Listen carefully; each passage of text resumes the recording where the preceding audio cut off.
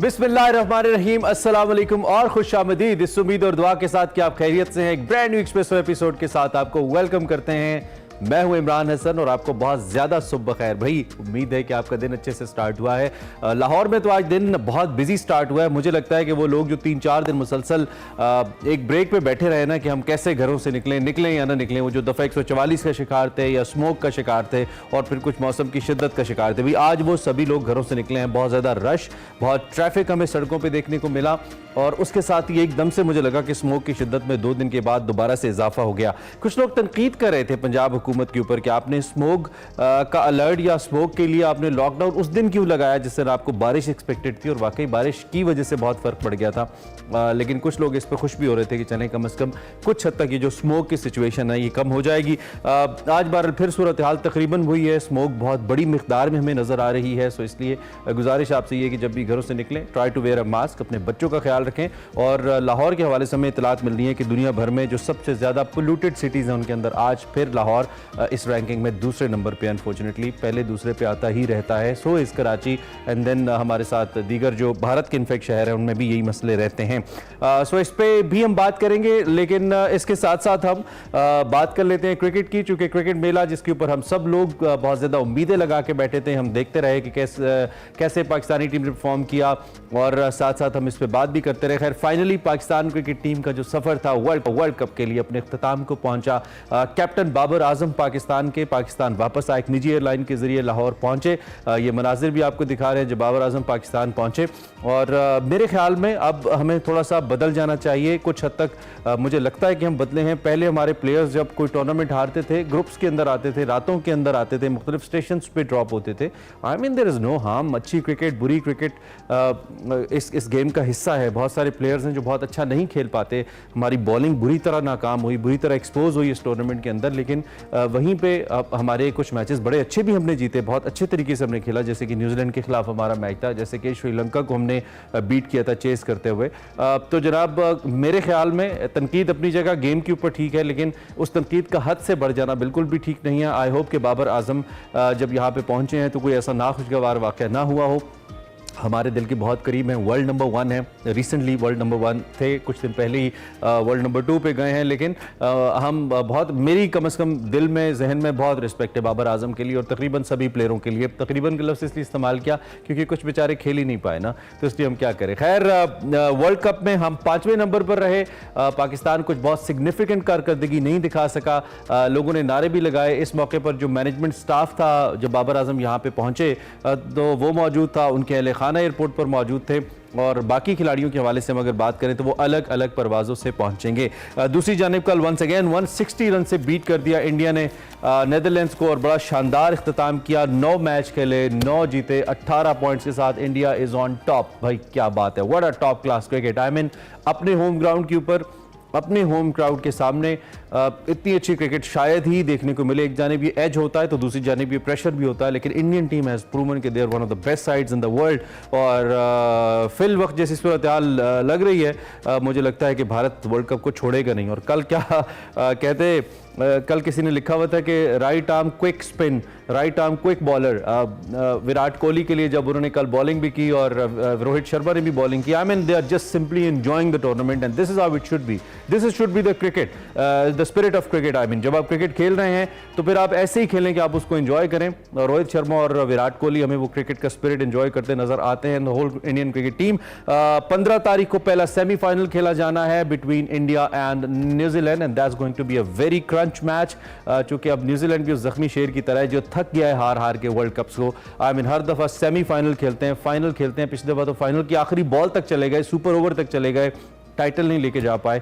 सो क्या उनकी प्यास उनको इस दफा टाइटल जिताएगी या नहीं, ये भी हमने देखना है। खैर थिंग्स आर टर्निंग इंटरेस्टिंग, तो हम इस पे बात करते रहेंगे। फिल वक्त जनाब मुल्क की सियासत में हो रहा है और मजीद मुल्क के अंदर मामलात क्या हैं, स्पोर्ट्स के अंदर भी लॉट टू शेयर। खासतौर पर जो इंतखाबात की तारीख आई है वो क्या इम्पैक्ट डाल रही है मौजूदा पोलिटिकल सिचुएशन के ऊपर, इस पर बात करेंगे आज की बड़ी खबर में।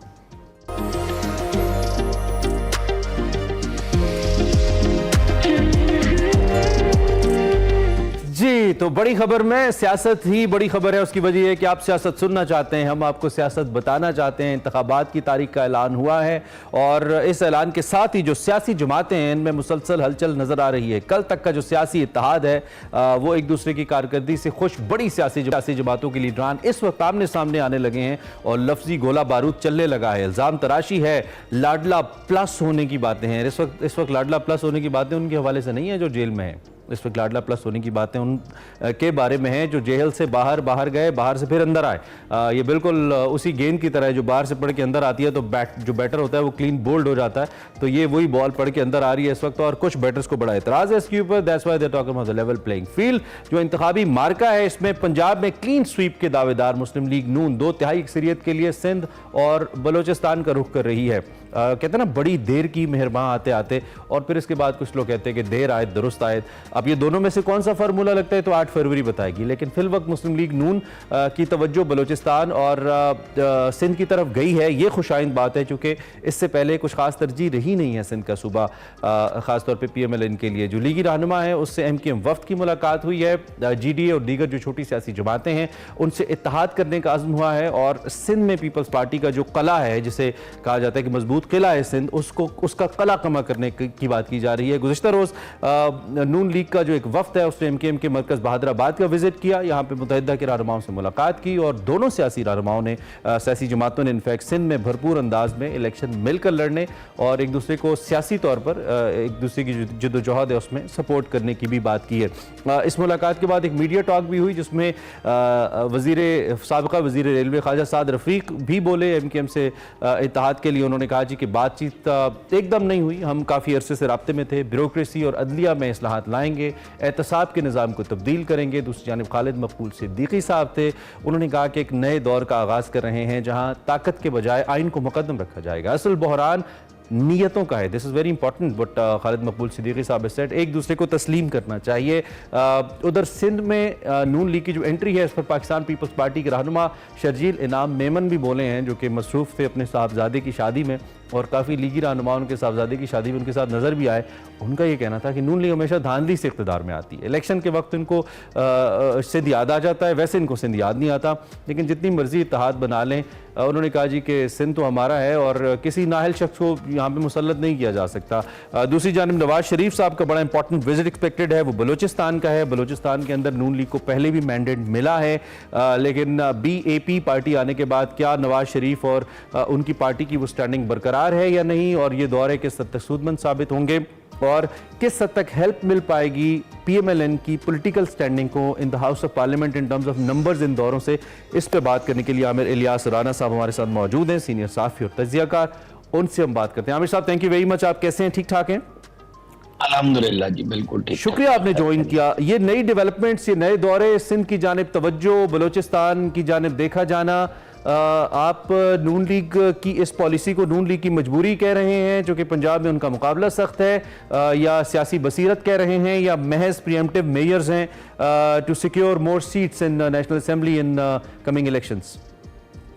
ये सारे सवाल जो आपने उठाए सारे ठीक है, इसमें कोई मसला नहीं है कि वो क्या करना चाह रहे हैं। वो चाह ये रहे हैं कि एक बड़ी वफाकी जमात है और उसका तासुर भी मजबूत होना चाहिए माफ कीजिएगा।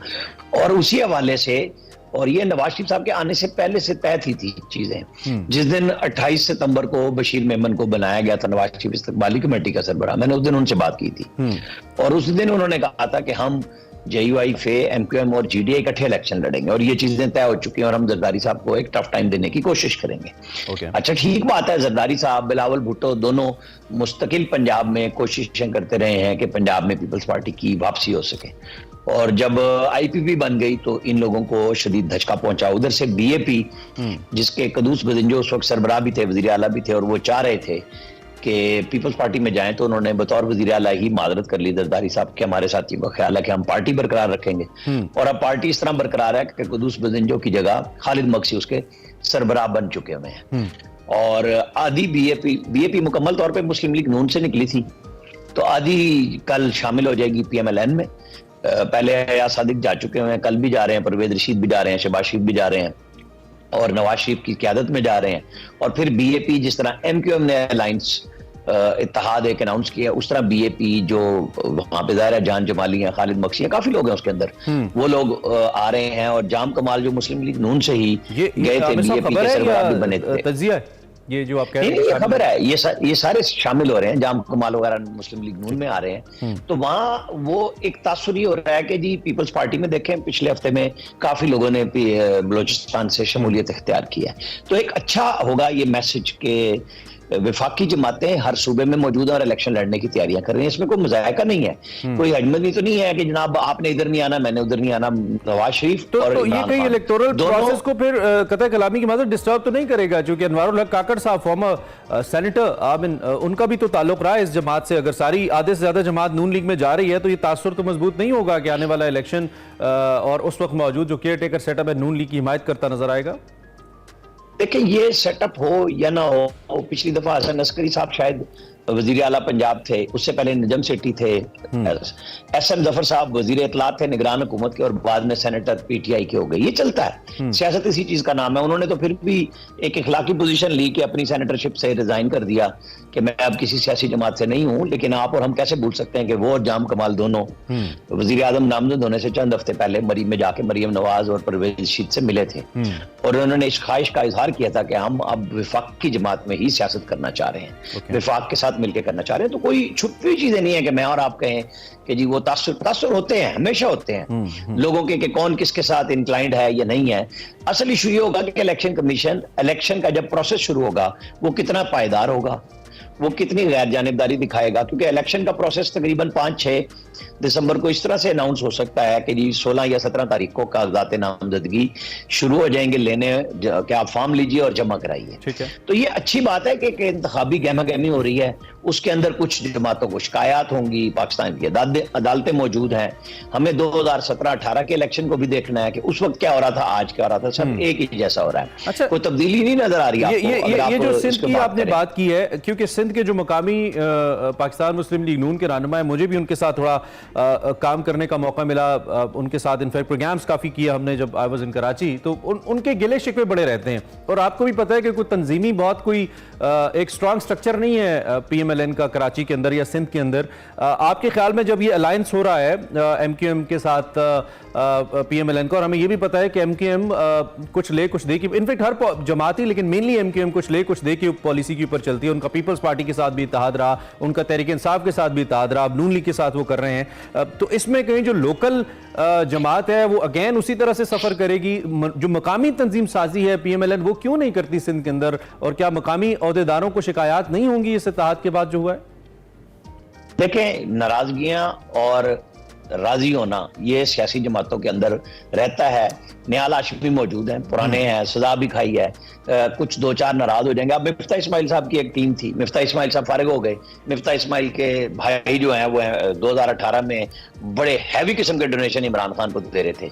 तो अब हम किधर जाएंगे, किसकी सियासत को बात करेंगे? कि सारे सेठ एक जैसे होते हैं, हर तरफ पैसे लगा रहे होते हैं कि जो भी आ जाए हमारा काम चलता रहेगा। ये चलता है। अब पीएमएलएन में अगर बशीर मेमन आए हैं, उनका एक इल्जाम उन पे आ रहा है कि जी वो तो डीजीएफआई थे। मेरी उस वक्त भी उनसे मुलाकातें थी और बातचीत होती रहती थी। वो एक अच्छे साफ सुथरे आदमी हैं। एक अच्छा सेहतमंद मुकाबला पीएमएलएन कोशिश कर रही है, जो कि मुझे नजर नहीं आ रहा कि बहुत कोई बड़ा सख्त मुकाबला होगा। हाँ, उन्हें शहरी सिंध में एमक्यूएम को अपनी जगह पे कुछ फायदा होगा और पीएमएलएन को अपना फायदा होगा कि बजाय वोट डिवाइड करने की पीपल्स पार्टी ने काफी कोशिश की है शहरी सिंध में भी। अंदरूनी सिंध में तो उन्होंने मुकाबले में छोड़ा है कोई नहीं। जो मैं बात कर रहा था कि नवाज शरीफ और इमरान खान इस मामले में दोनों कसूरवार हैं कि दोनों ने अपनी पार्टी को अंदरूनी सिंध मुनज़्ज़म नहीं किया। इमरान खान ने जब भी कोई जलसा किया, शाह महमूद कुरैशी साहब के जो मुरीद हैं उनके हल्के में जाके वहां पे जलसा कर लिया और अंदरूनी सिंध छोड़ दिया। और आबादकार पंजाबी हैं, वो नवाज शरीफ के साथ उम्मीद रखते हैं, पहले भी साथ आए हैं। अब हमें 2 हफ्ते 3 हफ्ते देखना होगा कि इसमें क्या उखाड़ पिछाड़ होती है, जीडीए के अंदर कितने लोग वापस आते हैं। बहुत सारे लोग तो पीपल्स पार्टी में जा चुके हुए, उनके पास भी, पीर फगाड़ा साहब के पास। अच्छा है कि सियासी जमातें जा रही हैं। अभी आपको हमें थोड़ा सा शिफ्ट इसके बाद जब ये 14 गुजर जाएगी तो हमें केपी में भी नजर आएगा यही काम कि केपी के अंदर भी तो नए सियासी तार बनने हैं और जुड़ने हैं, क्योंकि वहां मौलाना फजलुर रहमान मौजूद हैं, एएनपी है, मालाकंड वगैरह में पीपल्स पार्टी के अच्छे रूट्स हैं, हजारा में सारे में पीएमएलएन बहुत अच्छी है, बहुत पख्तून बेल्ट में भी मौजूद है इनके लोग, नौशहरा से वो इख्तियार वली शायद जीते भी थे, परवेज खट्टक के भाई या भतीजे से ज़िमनी इलेक्शन में, आपको याद होगा।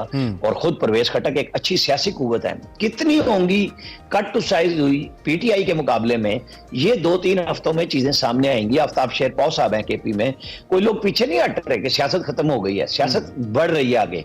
कितना कौन हिस्सा लेगा, कितने अलायंस बनेंगे, ये रोज बरोज आगे आती जाएगी। अच्छा, कि पीएमएलएन ने बहुत खामोशी रखी थी, वो अब आगे निकल रही है अपनी विफाकी जमात का तासुर दोबारा बनाने के लिए। क्या हम हर जगह से इलेक्शन लड़ेंगे, वहां अमीर मुकाम उनके सरबराह भी हैं, उनके अपने लोगों की भी नाराजगियां हुई हैं। आपने इस्तेमाल किया लफ्ज, ठीक है। अच्छा, ये भी बताइए, इसका मतलब है किसी के पास अगर इस वक्त विफाकी जमात होने का की जो दावेदार पार्टी है वो तहरीक इंसाफ है, तो उसका वो दावा ठीक है। बाकी महज पीएमएलएन का भी अगर है तो महज तासुर है जिसको वो उजागर करी, और पीपल्स पार्टी तो वैसे ही काफी हद तक सिंध तक ही महदूद है, ऐसे कह सकते हैं? अभी तो आप ये समझ लेना कि पीटीआई भी तासुरी बनाएगी कि वो वफाकी जमात रह गई है। मैंने कहा है कट टू साइज हुई हुई।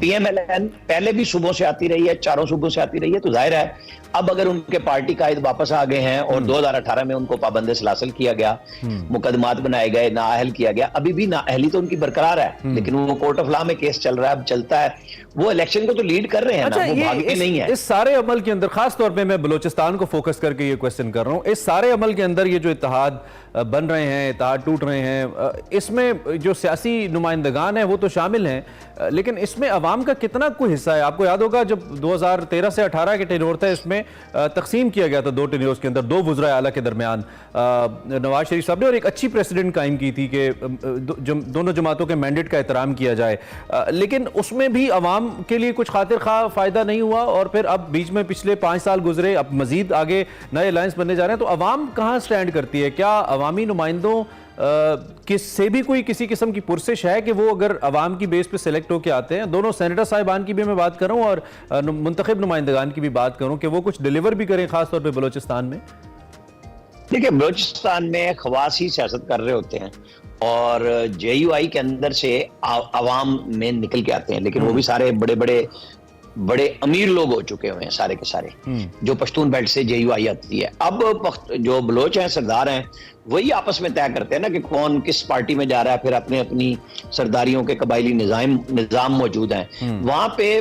बड़ी जमहूरी कुव्वतें इस तरह मौजूद नहीं हो सकती, आती हैं। पीपल्स पार्टी भी वहां हुक्मरान रही है, वहां पीएमएलएन कई दफा रही है, वहां पे पीटीआई की तादी हुकूमत थी।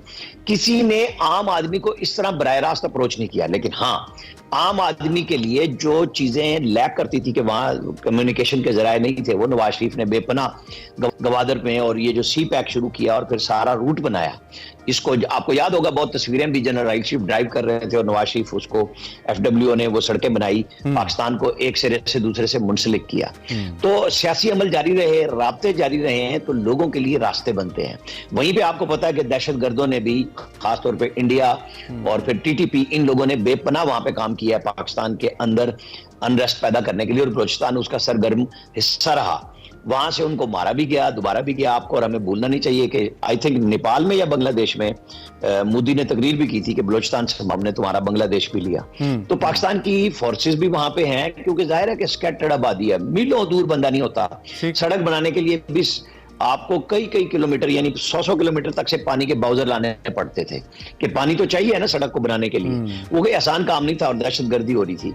तो सब इदारों ने मिलकर वहां पे काम किया। मेरा ख्याल है कि आने वाले वक्त में शायद और अच्छा हो जाएगा बलूचिस्तान के लिए, कि जो फैला हुआ बहुत है। जी, साद रफीक साहब कहते हैं कि किसी को माइनस करना मुस्लिम लीग नून के एजेंडे में नहीं है।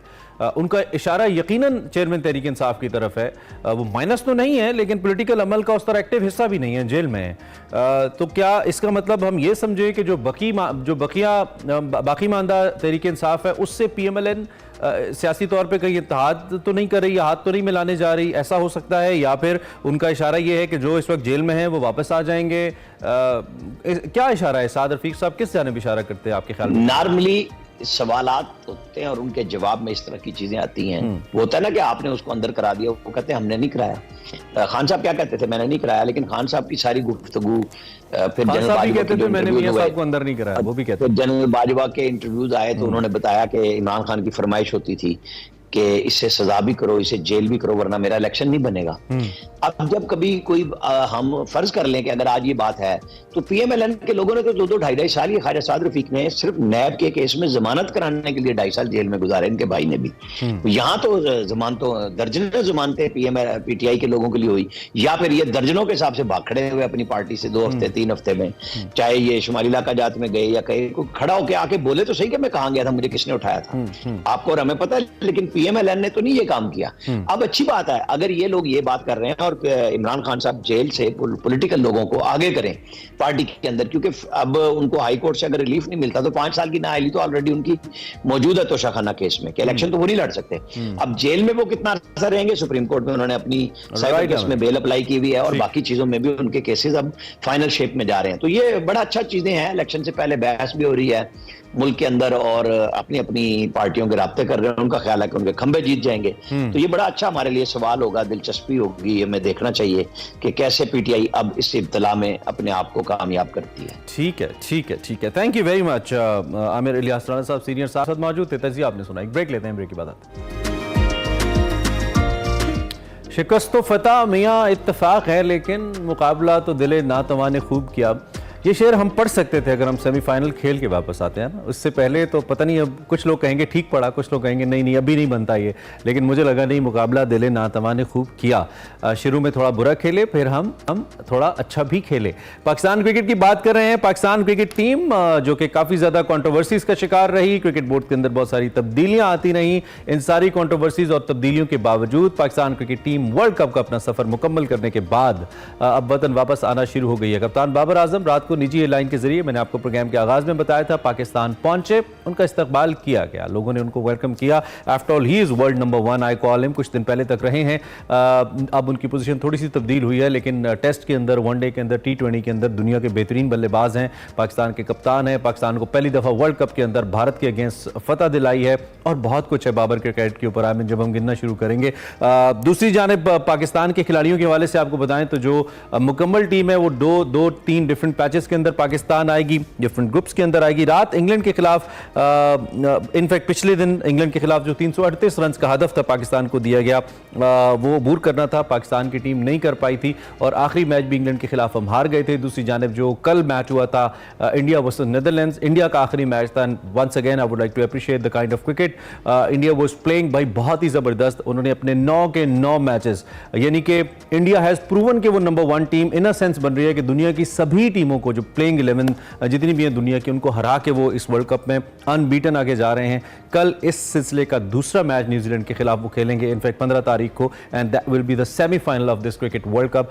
सो उसमें वो रियल टेस्ट होगा, बिकॉज दैट्स नॉकआउट मैच, अगर जो भी टीम हारेगी वो बाहर जाएगी, और न्यूजीलैंड को भी हार के अब फाइनली जीतना है। देखना है कि ये मुकाबला कैसे होता है। हमारे साथ इरशाद महमूद साहब मौजूद हैं, हम बगैर किसी तवक्कुफ की जरा तज्जिए की जानिब जाते हैं और उनसे हम बात करते हैं। इरशाद साहब, thank you very much for joining us and good morning. आप कैसे हैं, ठीक ठाक हैं?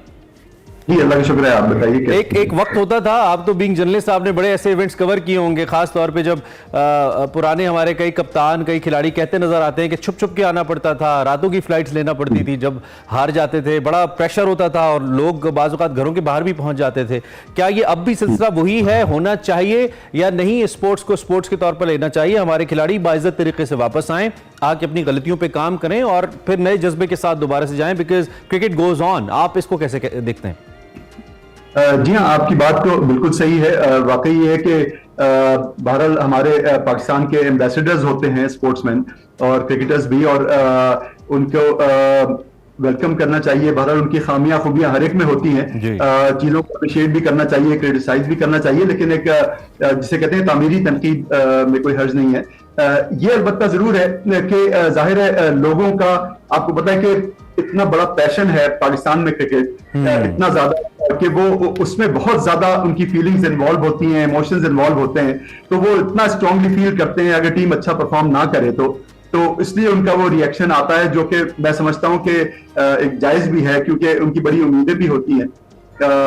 उसमें जो फुकदान होता है चीजों का, जिस तरह एशिया कप के डिबैकल से हमने कोई लेसन्स नहीं लिए, हमने वही टीम रखी जब एशिया कप में इतना पुअर परफॉर्मेंस था पाकिस्तान का। तो ये चीजें जो है, ये चीजें डेफिनेटली आपको बॉदर करती है कि एक मेरिट पे सिलेक्शन क्यों नहीं हुआ, हो जाता तो शायद बेहतर परफॉर्मेंस होती।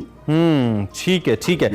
तो आपके ख्याल में इसके ऊपर सवाल अगर हो रहा है तो वो ठीक हो रहा है, लेकिन सवाल ओब्वियसली आपने कहा कि तामीरी तरीके से होना चाहिए, एक मैनरिज्म के दायरे में रहकर होना चाहिए, एंड इट्स वेरी इंपॉर्टेंट। बड़ा शोर मच गया एकदम से। साबिक हमारे चेयरमैन क्रिकेट बोर्ड रमीज राजा साहब का कल एक वीलॉग मैंने देखा, बड़ा धुआंधार किस्म का वीलॉग उन्होंने किया, और एक पॉइंट तो उन्होंने बहरहाल बड़ा खूब उठाया, शायद अगर आपने नहीं सुना तो मैं बता देता हूं। उन्होंने कहा जब आपकी नई बॉल के साथ आप विकेट नहीं ले रहे, बॉलिंग आपकी परफॉर्म नहीं कर रहे, तो कप्तान क्या करे, फिर आप कुछ पुराने क्रिकेटर्स को इकट्ठा करेंगे और फिर आप कोचिंग स्टाफ को तब्दील करके कहेंगे हमने बड़ी तब्दीली कर दी। जब तक क्रिकेट का पैशन आपके अंदर नहीं है, आप क्रिकेट को ठीक नहीं कर सकते। उनका इशारा सिर्फ ज़का अशरफ साहब की तरफ था, या ये जो लैक ऑफ पैशन की बात कर रहे हैं वो किसकी बात कर रहे थे रमीज राजा साहब आपके ख्याल में?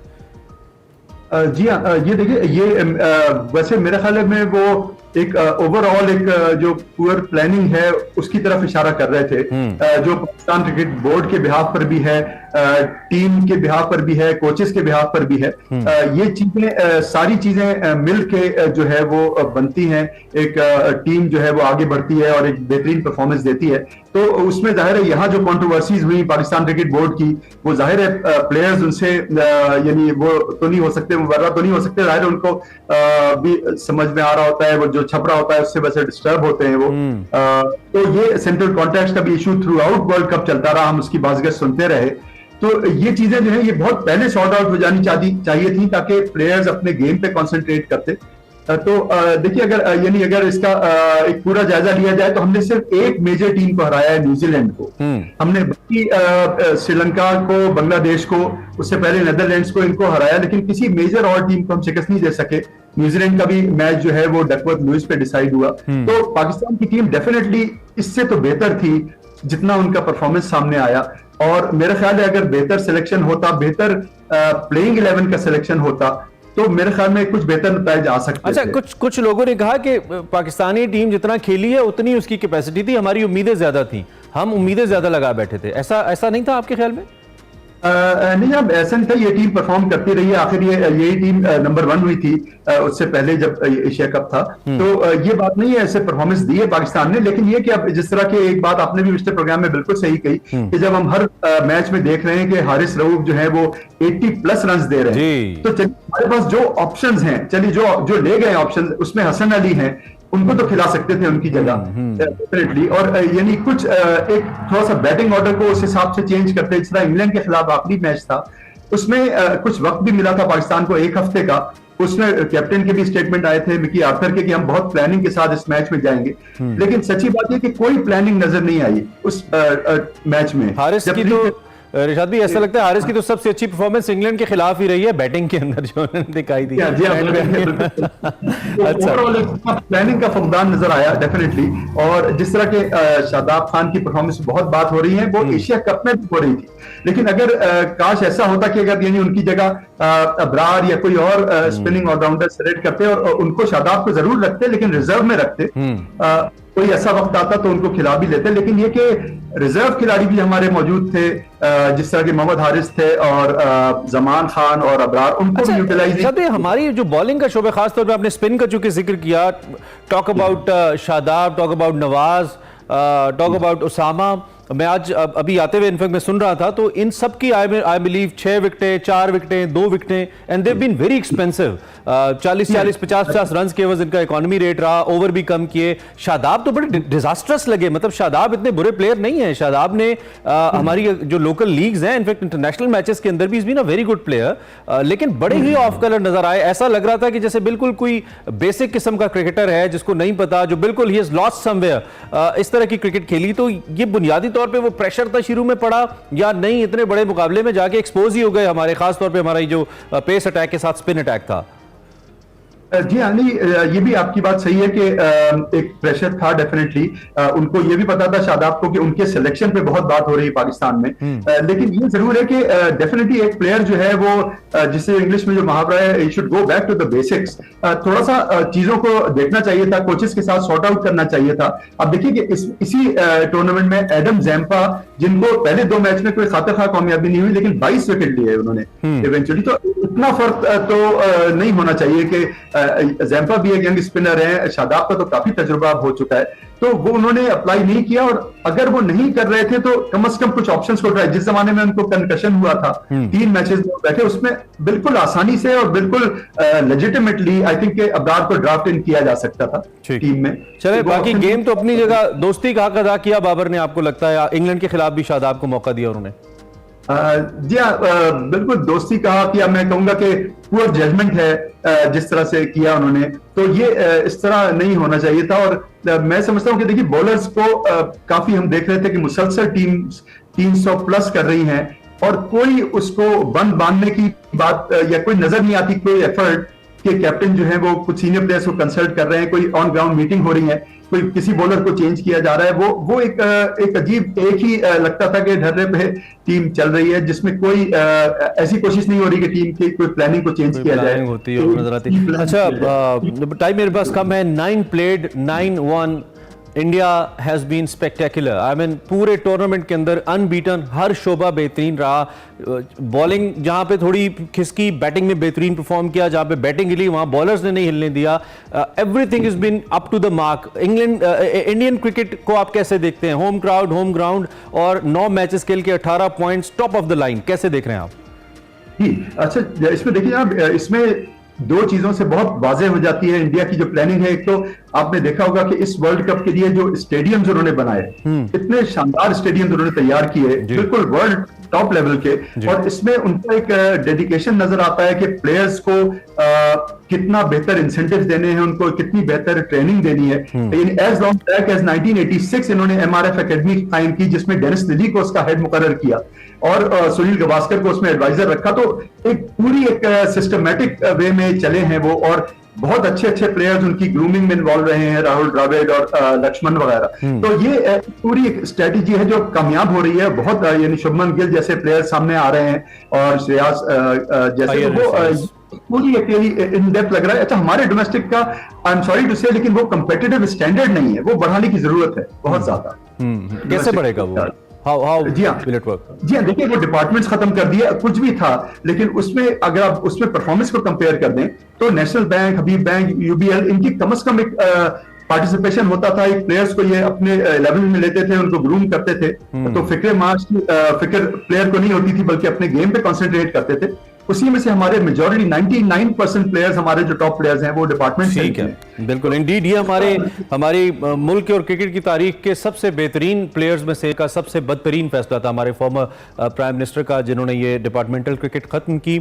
और क्रिकेटर समेत, क्रिकेट समझने वालों समेत हर शख्स ने इस पर तनकीद की। देयर वाज जस्ट ओनली 1% जो कि इसके हक में था। फॉर्मर प्राइम मिनिस्टर थे हमारे, जिन्होंने ये फैसला किया था, खुद भी क्रिकेटर रहे, लेकिन डिपार्टमेंटल क्रिकेट नहीं चाहते थे, रीजनल बेसिस पे टीम्स चाहते थे, और उसका खुमियाजा हम भुगत रहे हैं कि किस तरह हमारी जो इंटरनेशनल क्रिकेट है वो सफ़र कर रही है। महज अपनी अना की तस्कीन के लिए जो फैसले किए जाते हैं उससे गेम्स डिस्टर्ब होती हैं, गेम्स हर्ट होती हैं, और वो हम देख सकते हैं। दूसरी जानिब बड़ा अच्छा मॉडल इंडिया का हमारे सामने मौजूद है। हर बात पे सिर्फ तनकीद नहीं की जा सकती, अपने दुश्मन की भी, अपने मुखालिफ की भी बुरी बातें, अच्छी बातें अगर हों तो उनसे सीखना चाहिए और अपनी बुरी बातों को उससे रिप्लेस करना चाहिए। I think we can learn from Indian cricketing system कि वो किस तरीके से आगे बढ़ रहे हैं।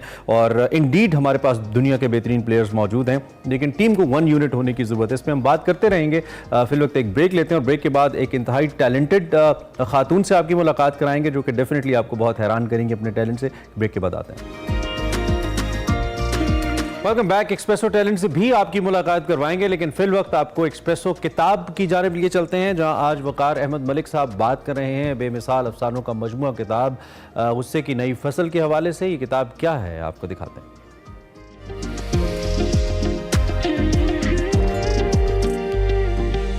अस्सलाम वालेकुम नाज़रीन, मैं वकार अहमद और आप देख रहे हैं एक्सप्रेसो किताब। बात करेंगे असद मोहम्मद ख़ान साहब की एक किताब गुस्से की नई फसल पर, जो कि उनके अफसानों का मजमूआ है। असद मोहम्मद ख़ान साहब को जब मैंने पढ़ा है तो एक चीज़ जो मेरे जहन में आई है वो ये है कि जब हम कहते हैं कि हम अपने किसी किताब को या हम अपने अदब को बैनुल अक़वामी अदब के सामने नहीं रख सकते, तो ऐसे बहुत सारे ऐसे राइटर्स आते हैं जब आप देखते हैं, आप कहते हैं ये किस तरह, ये तो हम बहुत एतमाद के साथ रख सकते हैं। और असद मोहम्मद ख़ान साहब, जिनको तमगा इम्तियाज़ मिला, आलमी फ़रोग़ उर्दू अदब अवार्ड मिला और इस तरह के बहुत सारे अवार्ड्स, लेकिन बुनियादी तौर पे इन अवार्ड से भी ये बहुत ही बड़ी शख्सियत हैं असद मोहम्मद ख़ान। इतने बड़े अफसाने उन्होंने लिखे, इतने खूबसूरत अफसाने उन्होंने लिखे, कुछ अफसाने आप में से अक्सरियत ने सुन रखे होंगे, पढ़ ना भी रखे हों, सुन ज़रूर रखे होंगे। ज़िया मुहिउद्दीन साहब ने उनकी खिड़की भरा आसमान जो अफसानों का मजमूआ है, उसमें 2 अफसाने उन्होंने पढ़ रखे हैं, या हो सकता है इससे ज़्यादा पढ़ रखे हो। मेरे इल्म में है कि एक तो उन्होंने मई दादा पढ़ रखा है और दूसरा उन्होंने बासौदे की मरियम पढ़ रखा है। बासौदे की मरियम, मई दादा, कितने बड़े अफसाने हैं। और आपके लिए हैरानकुन बात होगी कि असद मोहम्मद खान साहब ने अपने एक इंटरव्यू में बताया कि ये जो मई दादा में जो मई दादा करैक्टर हैं, ये बिल्कुल हकीकी किरदार हैं और उनकी ज़िंदगी का किरदार हैं और उनकी फैमिली का किरदार हैं। इसी तरह जो बासौदे की मरियम है, उसमें जो मरियम है वो भी हकीकी किरदार हैं और मरियम के हवाले से उन्होंने अपने एक इंटरव्यू में बहुत तफसील से इस बात का जिक्र भी किया है। सो बासौदे की मरियम हो या मई दादा हो, ये हकीकी किरदार हैं। इसके अलावा ये जो गुस्से की नई फसल है, इसमें जो अफसाने हैं एक से एक कमाल अफसाना है। मतलब गुस्से की नई फसल जो बजाते खुद एक अफसाना है, उसमें जो एक बड़ी इंटरेस्टिंग चीज़ ये है कि उसमें एक फ़िरके के बारे में कहा जाता है कि छत पर, अब एक एक होटल है, उसकी छत पर कुछ लोग इकट्ठे होते हैं और एक दूसरे को गुस्सा करते हैं, एक दूसरे पे चीखो पुकार करते हैं और इसी तकमील को पाने के लिए मरदूजी फ़िरके का हर फर्द रात को हल्के में बैठता है और चीख पुकार करके अपनी दिन भर की कमाई हुई नफ़रत और दिन भर का पाला हुआ गुस्सा खारिज कर देता है और बाकी रात और अगले तमाम दिन के लिए एक मुहज़्ज़ब, मुकम्मल, महर मोहब्बत से भरा हुआ इंसान बन जाता है। ये मैं आपको एक सी लुब्बी लबाब बता रहा हूँ, लेकिन ये जो मरदूजी फ़िरका है, इसके हवाले से लोगों ने गूगल भी बहुत किया है और सर्च भी बहुत की है। तो मैंने एक इंटरव्यू में पढ़ा, यानी एक इंटरव्यू था असद मोहम्मद खान साहब का, जिसमें उन्होंने बताया कि ऐसा कोई फ़िरका कहीं एग्जिस्ट नहीं करता। कुछ लोग ये समझते थे कि शायद ये ईरानी तहजीब से कोई ताल्लुक़ रखता है और इस तरह का वाकई कोई फ़िरका था। इनकी जो क्रिएटिविटी है, इनका जो तख्लीक के हवाले से इनकी जो फैकल्टी है ब्रेन की, वो इतनी कमाल है असद साहब की।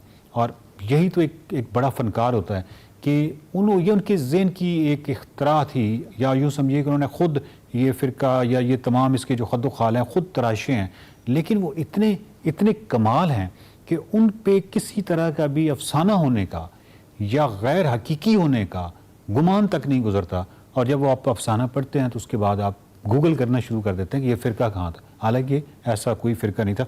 लेकिन असद मोहम्मद खान साहब के बारे में सलीम रहमान साहब ने खूबसूरत तबसरा किया है कि हकीकत को भांपने की हिस्स असद मोहम्मद खान में बहुत कवी है। इस बात की सदाकत इनके तेज़ मुशाहिदे और मुकालमों को सुनकर बखूबी याद रखने की सलाहियत से साबित है। लेकिन वो जानी पहचानी दुनिया को इस तरह सामने नहीं लाते जैसे किसी तीखे मास्के वाले अदसे से तस्वीर उतारी गई हो। हकीकत नीम मुतहरक खाकों की सूरत में हमारे सामने आती है, जहाँ पर यह बताना दुश्वार हो जाता है कि फ़ोटो कहाँ पे ख़त्म और रंगीन मुतहरक खाके कहाँ से शुरू होते हैं। गुस्से की नई फसल में बहुत सारे ऐसे अफसाने हैं जो अगर एक दफ़ा पढ़ेंगे तो शायद ज़िंदगी भर भूल नहीं सकेंगे। सर्कस की सादा सी कहानी भी उन्हीं में से एक कहानी है। जब आप पढ़ेंगे तो आपको ज़िंदगी भर ये याद रहेगी। इस किताब की कीमत सुन के आप बड़े हैरान होंगे। रीडिंग्स का इशाती इदारा एल्का पब्लिकेशंस, उन्होंने ये किताब शाया किया 299 रुपीज़। सो ये ऑनलाइन भी आप मंगवा सकते हैं या आप कहीं से ख़रीद सकते हैं। कुतुब बीनी को फ़रोग़ दीजिए, किताब ज़रूर पढ़िए, क्योंकि हमारे यहाँ ये ज़वाल पज़ीर है। और ये ज़वाल पज़ीर ही की इलामत है ना कि इतनी बड़ी किताब जो है उसको हम देखते हैं कि उसकी किताब की जो कीमत है वो सिर्फ 299 रुपये है, जबकि इन्फ्लेशन और उन तमाम चीज़ों को अपने जहन में रखिएगा। असद मोहम्मद खान साहब, मई दादा, बासौदे की मरियम, इसी सतह के इतने बड़ी अफसाने जो हैं वो गुस्से की नई फसल में हैं। ज़रूर पढ़िएगा। देखते रहिए एक्सप्रेसो किताब। Welcome back to Expresso. इससे पहले कि हम आगे बढ़ें और ब्रेक की जानिब जाएं, आपको बताएं इस्लामिया यूनिवर्सिटी बहावलपुर ने मारूफ सराइकी शायर, इनफैक्ट बेहतरीन सराइकी शायर शाकिर शुजाबादी साहब को डॉक्टरेट की एजाज़ी डिग्री दी है। यकीनी तौर पे ये शायर जो शुजाबादी साहब हैं उनकी तो बहुत बड़ी अचीवमेंट है ही, लेकिन ये जो सराइकी वसेब है, जो सराइकी लिखने वाले हैं, उनके लिए भी बहुत ही बड़े एजाज़ की बात है। और शाकिर शुजाबादी साहब की अगर हम शायरी के बारे में बात करें तो मुझे लगता है कि एक सनद का दर्जा रखती है उनकी शायरी सराइकी के अंदर। और जितनी जहाँ भी सराइकी लिखी जाती है, बोली जाती है, पढ़ी जाती है, वहाँ पे बेमिसाल शायरी है शाकिर शुजाबादी साहब की, चाहे वो आम गज़लें उनकी बात कर लें, नज़मों की बात कर लें, आम फहम शायरी की बात कर लें, आम आदमी की के जज्बात की तर्जुमानी की बात कर लें। शाकिर शुजाबादी एक बेहतरीन इस्तारे के तौर पर जाने जाते हैं, माजूर हैं, सेहत के नुक्ता निगाह से मुश्किलात का शिकार हैं, चैलेंजेस का शिकार हैं, लेकिन उसके बावजूद इनकी जो शायरी है वो बहुत बड़ी तादाद में लोग न सिर्फ उनको पसंद करते हैं, बल्कि जैसा कि मैंने कहा कि उसको एक सनत का दर्जा हासिल है और लोग फ़ख्र महसूस करते हैं। हमें भी शाकिर शुजाबादी साहब पे फ़ख्र है और हम सराहते हैं ये जो इक़दाम इस्लामी यूनिवर्सिटी भावलपुर ने किया है, बहुत अच्छा इक़दाम है। इसी तरह तमाम शोहरा या तमाम मुफक्किरीन या दानिश्वर जिनकी खिदमात हैं उनको सराहा जाना चाहिए। इस नुक्ते के ऊपर हम ब्रेक लेते हैं। शाकिर शुजाबादी साहब को दिल से और उनके फैंस को भी हमारी मुबारकबाद। ब्रेक के बाद आते हैं और दोबारा आपको ज्वाइन करते हैं। Welcome back. प्रोग्राम के दूसरे हिस्से में आपको खुश आमदीद। हमारा सेगमेंट है तड़के तड़के, जिसमें अमूमी तौर पर सिकंदर साहब बाहर जाकर इनफैक्ट आउटडोर लोगों से बातचीत करते हैं मुख्तलिफ मौज़ूआत पे जो कि मुंसलिक होते हैं बराह रास्त लोगों की ज़िंदगी से। इस वक्त सबसे ज़्यादा एंटिसिपेटेड जो मौजू है वो इलेक्शन का इनेकाद है जो कि फरवरी 8 को होना है 2024 के अंदर। अवाम इस बारे में क्या सोच रही है, यही आज के तड़के तड़के में बात हो रही है, आपको दिखाते हैं। अस्सलाम वालेकुम। एक्सप्रेसो तड़के तड़के के साथ मैं हूं सिकंदर बट। 8 फरवरी 2024 पाकिस्तान में आम इंतखाबात की तारीख का ऐलान हो चुका है। सियासी जमातें इस वक्त टिकटों की तकसीम के मसले से गुजर रही हैं, जबकि अवाम वार्म अप कर रहे हैं इलेक्शनों के लिए। आइए चल के अवाम से जानते हैं कि वो इस इलेक्शन को किस जाविये से देख रहे हैं। मैं कहा अस्सलाम वालेकुम। वालेकुम सलाम जी। 8 फरवरी इलेक्शन की तारीख आ गई है हाँ जी। तो की मूड है अपना? वोट तो देना ही पैना, वोट देवांगे। दियोगे? हाँ। खुश होके दियोगे ना? किसी तो देंगे जिंदे मैंने वेखांगे पिया सही है नहीं पूछता किन दियोगे? हाँ, दे दे। दियोगे ना? हाँ, दे दे। वोट देना बहुत जरूरी है। अगर तुसी वोट ना दिता तो किसी ने ਤੁਹਾਡੇ ਇੱਥੇ ਦਾ ਵੋਟ ਪਾ ਦੇਣਾ। पा देवन फिर सानू कोई हासिल कोई सानू कोई अगे कोई चीज हासिल हो रही। कैसे होंगे इलेक्शन 8 फरवरी के? ठीक हो जाएंगे आपके? ठीक हो जाएंगे, अल्लाह के हुक्म से शेर को वोट देंगे, काम अच्छा होगा। 8 फरवरी को ऐलान हो गया जी सर। इलेक्शनों की तारीख का। ठीक है। तो क्या दिल में कोई उमंग है कि फटाफट बैलेट पेपर आए और मैं फटाफट मोहर लगाऊं? इलेक्शन होने चाहिए, इंशाल्लाह होंगे भी सही। ये लोगों की बातें हैं ऐसे ही कि इलेक्शन नहीं होंगे। ये तो कहते थे नवाज शरीफ नहीं आएगा, वो तो बीमार है, उसको ये मसला उसको ये मसला, लेकिन वो बीमारी के बावजूद भी आ गए हैं। चल अभी कोई नारा लगा के दिखाएं नून लीग का कोई। नारा लगाइए फिर। ले जी 8 फरवरी का ऐलान होने के बाद अवाम का एंड तो पक गया है। इलेक्शन करवाने का फायदा ही क्या है जब पहले से हर चीज डील हुई होती है? और क्या है, आपको नहीं पता? आप मीडिया में रहते हैं, आपको नहीं पता ये नवाज शरीफ कैसे आ गया इधर? सजा वो तो जहाज में ही आए हैं और पैदल थोड़ी आएंगे, आपको नहीं पता? और डील हुई है तो कैद से एक बंदा कैद से जा रहा है बाहर सजा याफ्ता, आके तो जनाब आज़ाद है।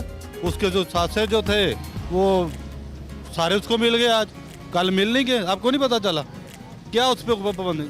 ये कोई इलेक्शन थोड़ी है, ये तो आवाम को बेवकूफ़ बनाने के लिए इलेक्शन है।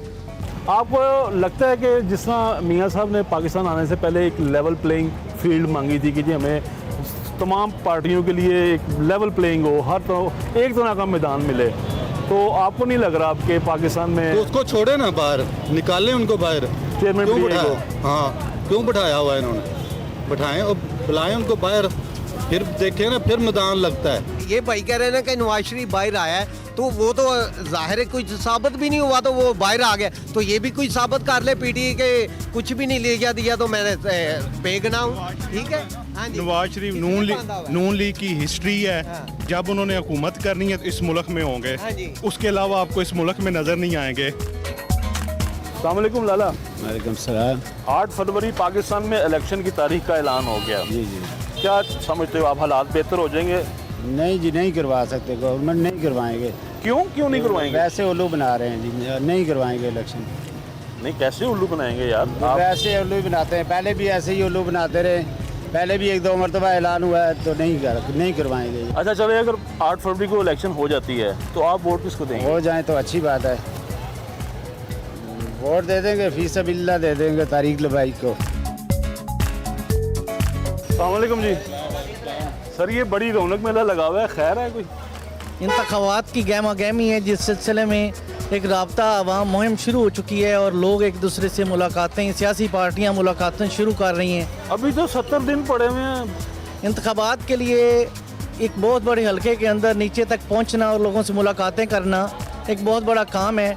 तो आवाम के अंदर एक बार एक दिलचस्पी जाहिर हो रही है और एक यकीन ये जाहिर हो रहा है कि फरवरी के अंदर इंतखाबात होने जा रहे हैं। जी सर, आप मुझे बताएं, आप भी जमात इस्लामी से ताल्लुक़ रखते हैं? मैं इनको मिर्ज़ा रशीद साहब को लाइक करता हूँ, ये अच्छे आदमी हैं, लोगों के काम आते हैं। जमात इस्लामी को लाइक नहीं करते? जमात इस्लामी को भी इनकी वजह से लाइक करते हैं। अच्छा, यानी कि इनके साथ रहने की वजह से हमें भी थोड़ा सा मोहब्बत हो गई। ये लोगों के काम आते हैं, ज़बरदस्त आदमी हैं। अल्लाह करे ये कामयाब हों ताकि हमारा मुल्क तरक्की करे। हमें ईमानदार लोग चाहिए, पहले लोगों से हम तंग आ चुके हैं। आपको क्या लगता है कि ये इलेक्शन, इसके असरात क्या मुरतब होंगे पाकिस्तान के ऊपर? अल्लाह करे अगर फेयर एंड फ्री इलेक्शन हुए तो इंशाल्लाह फिर पाकिस्तान तरक्की करे, अगर फेयर एंड फ्री हो। लोगों को क्यों नहीं लग रहा कि ये इलेक्शन फेयर एंड फ्री होंगे?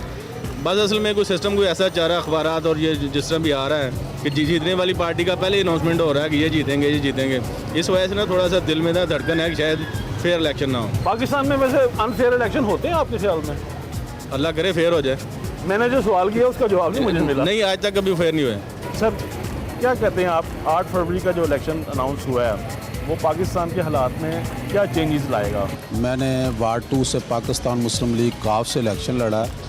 मैं ये समझता हूँ कि जैसे भूखा रोटी के लिए तरस रहा है ना, इस तरह ही लोग सोच रहे हैं कि ये कल को आज इलेक्शन और अपना वोट हम डाल के पाकिस्तान की तकदीर बदलने की कोशिश करें। जो हमारे मुल्क में हो रहा है या जो सिस्टम चल रहा है, मैं ये समझता हूँ कि इन लोगों के बस की बात नहीं है कि ये केयर टेकर गवर्नमेंट चला सकें ज़्यादा देर के लिए। मैं कह रहा हूँ कि जल्दी से जल्दी इलेक्शन हो। 8 फरवरी सर, अल्लाह के फजल से हमारे मुल्क में इलेक्शन अनाउंस हो गया कि 8 फरवरी को इलेक्शन होना है। जी जी। तो कैसा लगता है कि इस इलेक्शन के बाद पाकिस्तान में क्या बेहतरी आएगी? आप कैसे इस इलेक्शंस को देख रहे हैं? ये बेहतरी तो नहीं आ सकती, बहुत मुश्किल है बेहतरी। हाँ, क्योंकि यहाँ पर इलेक्शन नहीं होते, यहाँ 75 सदस्य इलेक्शन ही हो रही है पाकिस्तान में। आप किसको सपोर्ट करते हैं? पहले तो नवाज शरीफ को देते रहे हैं, ठीक है। हाँ, उससे पहले पीपी को। अब भी मेरा ख्याल है कि पीपी भी बेहतर रहेगी। अस्सलाम वालेकुम जी। वालेकुम सलाम। सर 8 फरवरी गवर्नमेंट ने अनाउंस कर दी है इलेक्शन डेट। जी सर, इलेक्शन कर दिया ना। आप पार्टिसिपेट करने जा रहे हैं? भाईजान पीटीआई खड़ी होगी तो इंशाल्लाह ज़रूर करेंगे, नहीं तो आपको किसने कहा पीटीआई नहीं खड़ी होगी? सर आपके सामने पोजीशन है, अब आप खुद चेक कर लें क्या हालात चल रहे हैं बाहर। इधर झंडा नहीं लगा सकते पीटीआई का। ओह, हम सुनते हैं जी धांधली हो जाएगी, धांधली कर लेते हैं। ये धांधली कभी आपने खुद होते हुए देखी? धांधली पोलिंग बूथ के अंदर या इधर नहीं होती, धांधली वहाँ होती है जहाँ इलेक्शन कमीशन में आप जाके अपने नताइज जमा कराए थे। अच्छा। अब हमारा इलाका उसकी पहचान है कि अभी पिछले 2019 में हम यहाँ से जीते, वहाँ जमा करा के सुबह पता लगा मार गए। जीता हुआ कागज जमा करा के आए हैं और हार गए, सुबह पता लगा नहीं। ये तो कानून है आपके मुल्क का। बात सिर्फ ये है, इधर वही जिंदा रहेगा जिसके बाद नोट है। नोटों के बगैर आम आदमी ये सब जितने खड़े हैं इनकी कोई लाइफ नहीं। इसका मतलब है मियां नवाज शरीफ साहब का ये सब नेल्सन मंडेला मियां साहब ना कहा करें। वो ये कुछ ज्यादा ही नहीं, आप ज्यादा करके नेल्सन मंडेला के साथ तो है ही वो। अब आप देख लेना पूरे मुल्क के तमाम इदारे एक बंदे को सपोर्ट करने में लगे हैं। अवाम को किधर को ध्यान दे रहा है मुझे बता दें, कोई अवाम की तरफ भी तवज्जो दे रहा है? मोहसिन नकवी से लेके आपके जो है प्राइम मिनिस्टर काकर साहब जो आर्जी तौर पे आए थे, आज उनको कितना टाइम हो गया है को जो सुप्रीम कोर्ट के हुक्म पे अमल दरामद नहीं करा सकते, वो मुल्क क्या चलाएंगे? मुझे सिर्फ ये बता दें। इन इलेक्शंस के पाकिस्तान के ऊपर किस तरह के असरात मुरतब होंगे? सर इंशाल्लाह बेहतर होंगे सर, लगता तो है कि हालात अच्छे होंगे और पाकिस्तान के मसाइल भी हल होंगे। तो जो पिछला दौर था उसमें तो किसी के नहीं हुए, बेशक पीटीआई का था या नून लीग या जो भी पीडीएम के हुकूमतें, दोनों ने नहीं किया डिलीवर, शहबाज शरीफ ने भी नहीं किया। अब एक उम्मीद है, होप है, एक ही लीडर लगता है नवाज शरीफ में भी, वो ही आखिरी होप है। अगर वो कर सके डिलीवर तो ठीक है, वरना अल्लाह के हवाले है सर। अस्सलाम वालेकुम भैया। वालेकुम सलाम, क्या हाल है भजन? क्या हाल है? गड्डी तैयार हो रही है? जी जी। तो इलेक्शन की तैयारी है 8 फरवरी दे? इलेक्शन इंशाल्लाह होंगे, इंशाल्लाह जमात इस्लामी नूं वोट देंगे इंशाल्लाह। वो ये सारी मैं मंसूरे दे कोल से नहीं किधरे फिरन रहा तो सारे जमात सारी जमातों ने जमा चुके हैं, अच्छी जमात इन्हें तो वोट देने चाहिए। इससे पहले आप किनको वोट करते थे? मैं इससे पहले सर मैंने एक दफा वोट डाला, वो नून लीग को डाला था। ठीक है। वो जब नवाज शरीफ 1997-98 में जब इलेक्शन हो तब डाला, उसके बाद में वोट डाला ही नहीं, क्योंकि ये कुछ करते ही नहीं तो वोट किसी भी डालना, वोट ज़ाया करने वाली बात है। आपने नवाज शरीफ को वोट डाला, उसने काम करना छोड़ दिया जी। इस दफ़ा आप जमात इस्लामी को वोट डालने जाएंगे, उसके बाद मेरे ख्याल है जमात इस्लामी भी काम करना छोड़ देगी। जी, तो ये था आज का तड़के तड़के इलेक्शन वार्म अप स्पेशल। हमारी आवाम गवर्नमेंट की शुक्रगुजार है कि उन्होंने 8 फरवरी को इलेक्शन अनाउंस कर दिया है, लेकिन दूसरी जानिब उनका ये भी मुतालबा है कि बराए मेहरबानी 8 फरवरी की डेट के साथ साथ अब आवाम को रोज़गार और खुशहाली भी दें। तड़के तड़के से मुझे दीजिए इजाज़त। अल्लाह हाफ़िज़।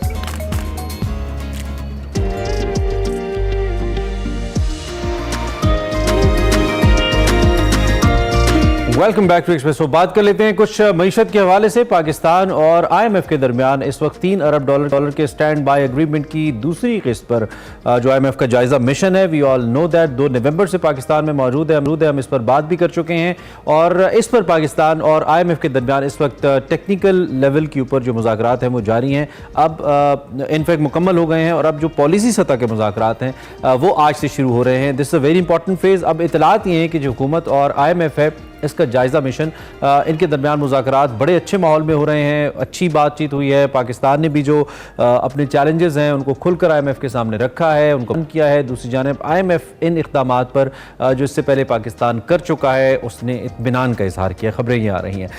IMF ने मनी लॉन्ड्रिंग के हवाले से, उसके अलावा जो मशकूक ट्रांजैक्शंस हैं इस पर सख्त पॉलिसी अपनाने का मुतालबा किया है और जो हुकूमत है उसने दूसरी जानिब जो रिटेलर्स हैं इस पर अगले साल से इनकम टैक्स लगाने की तैयारियां शुरू कर दी हैं। रिटेलर्स पर जो इनकम टैक्स लगेगा इससे सालाना 100 से 200 अरब की आमदनी मुतवक्की है, जो कि बड़ी ख़तीर रकम है। जनवरी में इस टैक्स के निफाज के बाद माहाना 9 अरब से तकरीबन 20 अरब रुपए की जो आमदन है वो मुतवक्की है।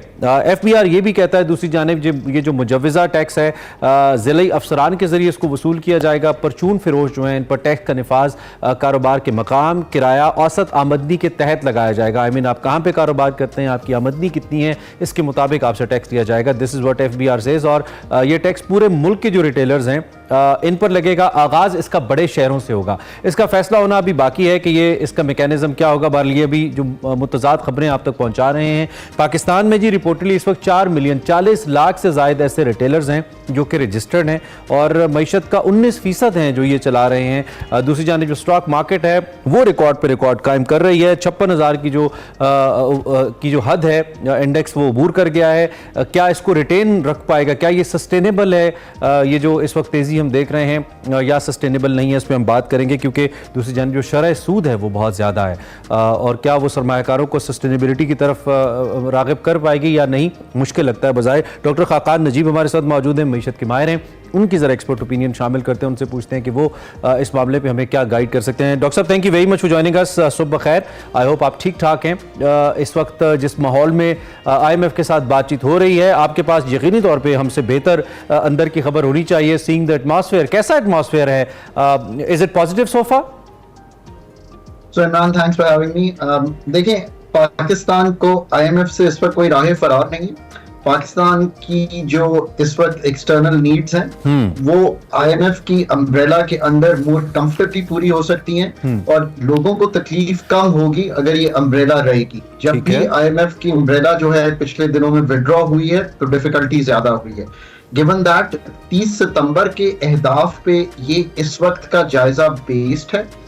So let me say this, I've been thinking about it. So मेरे ख्याल हम cautiously comfortable हैं उन अहदाफ पे जो हमारे मालियाती हैं, यानी कि हमने किस तरह अपना फिस्कल डेफिसिट संभाला। दो आई थिंक उसमें कुछ एक्सपेंडिचर्स के एरियाज और आने वाले दिनों में 9400 अरब का जो टैक्स कलेक्शन है FBR की, उस पर कुछ डिस्कशन होगी, कुछ एडजस्टमेंट्स होंगी। ये जो एडजस्टमेंट्स का लफ्ज है इमरान, ये लोग इस्तेमाल करते हैं इसको कि IMF ने नई कंडीशनैलिटीज दे दी। IMF का जो प्रोग्राम्स होते हैं वो जैसे जैसे मूव करते हैं क्वार्टर टू क्वार्टर और रिव्यू में जाते हैं तो आप देखते हैं कि क्या इकोनॉमी ने बेहतर किया, क्या इकोनॉमी के फ्लॉज थे, कहाँ पे डिफिशिएंसीज हैं, तो एक एडजस्टमेंट्स होती चली जाती हैं। सो आप कुछ एडजस्टमेंट्स इन एरियाज में देखेंगे। ऑन द एक्सटर्नल फ्रंट हम शायद उतने कंफर्टेबल नहीं है, रिजर्व्स अभी भी 1.5 माह की इंपोर्ट पे हैं। So there will be some thinking कि जो एक्सटर्नल फाइनेंसिंग है उसको कैसे बेहतर किया जा सके, and that is a good news again. I mean अगर एक्सटर्नल फाइनेंसिंग के सोर्सेज बढ़ते हैं, IMF हमें हेल्प करता है। हम खुद कमर्शियल वो जो बायलैटरल फ्लोज हैं, जनीवा के 9-10 अरब डॉलर के फ्लोज पड़े हुए हैं, ये सब अगर हम लाते हैं तो ये भी बेहतर है। ऑन द एनर्जी सेक्टर हमने कुछ काम किया है, तो उनसे डिस्कशन होगी। कुछ हम काम करते हैं in terms of report writing for state own enterprises की रिपोर्ट जाएगी, कुछ क्लाइमेट फाइनेंसिंग पे बात होगी।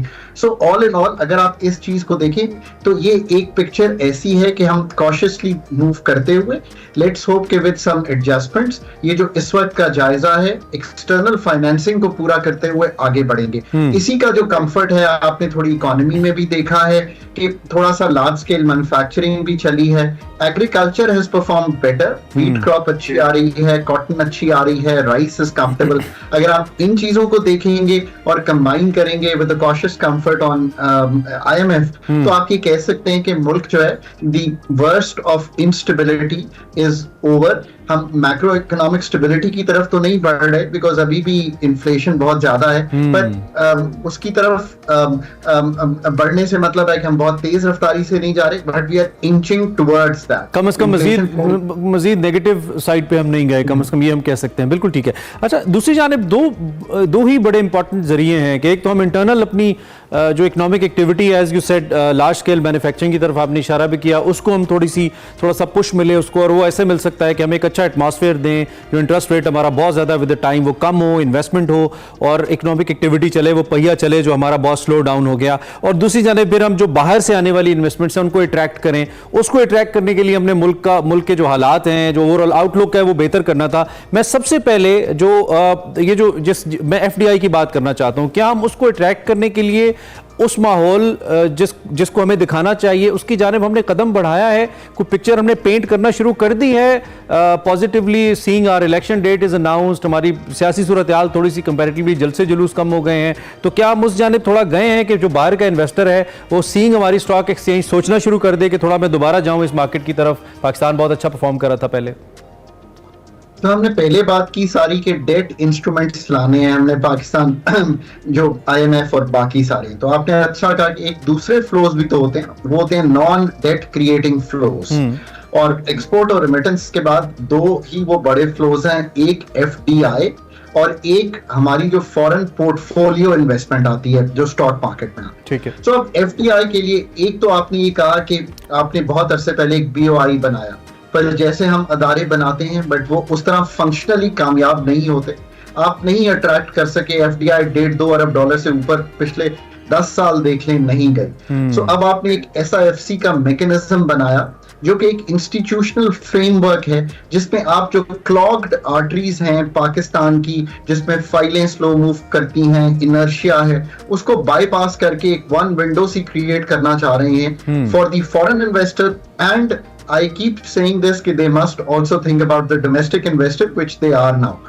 अच्छा, अब इससे क्या मतलब है? इससे मतलब यह है कि आप दो तरह के काम कर सकते हैं। पहले FDI की बात कर ली, या तो आप ब्राउन फील्ड, आपके पास PIA, एनर्जी, बैंक्स, छोटे मोटे, इनको आप बेच के रकूम ला सकते हैं। LNG पावर प्लांट्स, गुद्दू, नंदीपुर, ये तो आपको ऑन दी प्राइवेटाइजेशन आपने पुट अप करना है।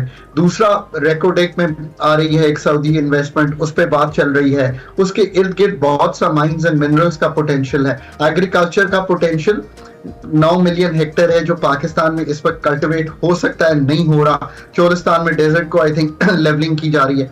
अब ये किसको पेश किया जा रहा है? देखिए, इस वक्त अवॉश विद मनी जो है ना, वो हैं sovereign wealth funds middle east के, और जो प्राइवेट इन्वेस्टर है वहां पे, because they have done well, they have money, oil flows अच्छे आए हैं, वहां पे पैसे हैं उनके पास। तो अगर हम उनको अट्रैक्ट कर सकें तो पाकिस्तान में एक अच्छी मालियत की FDI प्राइवेटाइजेशन में भी इमरान, बट उन प्रोजेक्ट्स में जो कि इस तरह के हैं जो एग्रीकल्चर में आके नई कॉर्पोरेट फार्मिंग कर सकें, और फिर of course IT, defence production, फिर उसके अलावा अच्छा एक बड़ी खबर गर्दिश कर रही है, मैं चाहता हूं उस पर भी जरा, वो रियल एस्टेट सेक्टर के हवाले से है कि एक जानिब जब हुकूमत प्लान कर रही है कि real estate sector should be taxed heavily, in fact retailers की तो बात मैंने ऑलरेडी कर ली और वो बड़ा जरूरी है, लेकिन ये रियल एस्टेट के बारे में जो फिर खबरें आ रही है कि रियल एस्टेट के जो बड़े प्लेयर्स हैं, they have their own policy, I mean they have their own strategy. हम उस स्ट्रैटेजी पे बात इसलिए नहीं करेंगे कि वो मुसद्दिका नहीं है, लेकिन obviously they might have their own strategy की जी हमने फिर इस तरह रिएक्ट करना है। तो क्या ऐसा कुछ आपके इल्म है, और अगर ऐसा होता है तो हुकूमत को कहीं सुबकी तो नहीं होगी,